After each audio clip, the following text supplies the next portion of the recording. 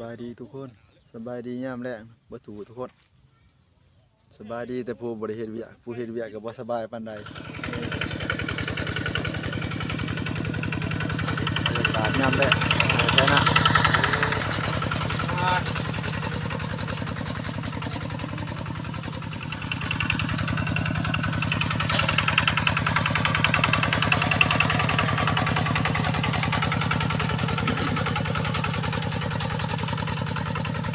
ด่างผู้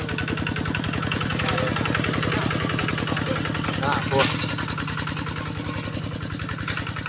สุดท้ายนี่ที่เขาไหนตัวนะปูนอ้วนกันเลยอย่าออกกำลังกายกันนะ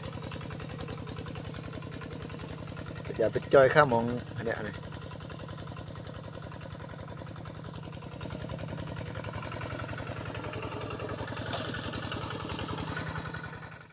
วานเขาเด้อบ่แม่นวานกะเด้อนี่ วานเขาเด้อนี่ว่าไปวานกะเด้อนี่บ่จักละเด้อเนี่ยนกละสินกละไก่สิมีอันเบิด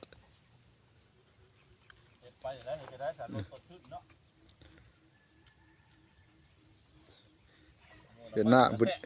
เห็นหน้าท่านสมัยเนาะเห็นหน้าผู้เดียวบ่คือตะกี้นี่หัวต้องเฮ็ดเบิด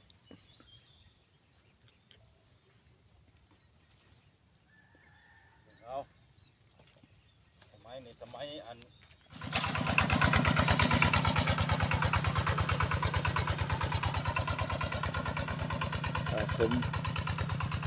ผมบ่ได้ผมมีเซ็ตแล้วตักออกอยู่บ่เนาะเนี่ย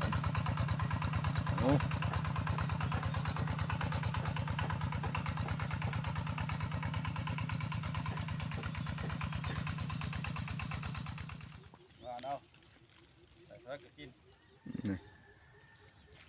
หวานกินน้ำเนื้อกระเทน่า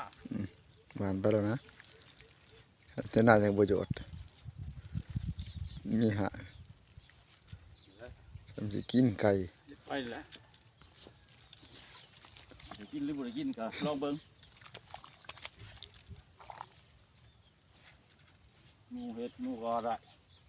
เอาก็ลองเบิ่ง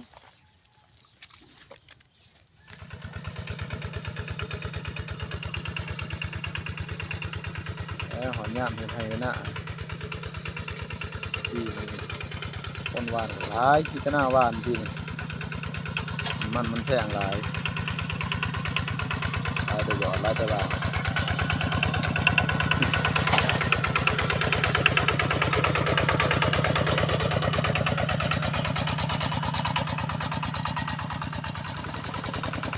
ไม่ว่าได้บ่อะไร